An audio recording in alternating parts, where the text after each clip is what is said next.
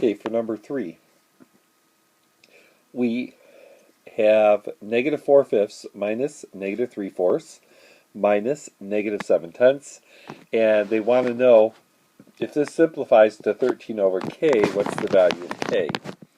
So to actually solve the problem, we would first of all just go ahead and do our first part here.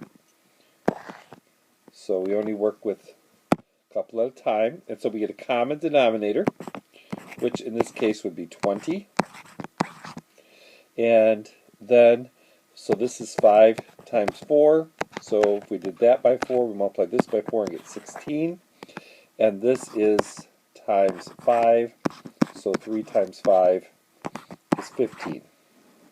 And then bring everything else down, the minus and the negatives for 16 and 15. Now, we're starting with negative, but then we're getting rid of another negative. And we don't subtract, we add the opposite. So we make that a positive.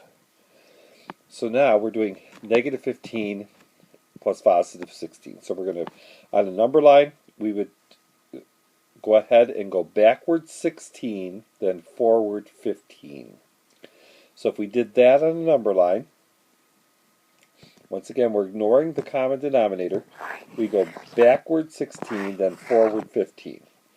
Sometimes you can think of this as two teams, the negative team and the positive team. Here we can see the negative team wins, and they win by 1 point.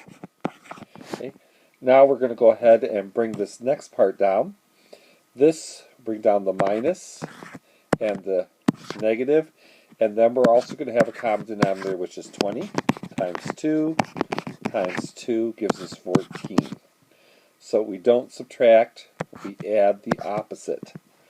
So now, negative 1 backwards 1 and forward 14 puts us into the positives. And once again, the negatives got 1 point, the positives got 14 points, so therefore the positives won by 13. And k would then be our denominator here, which is 20.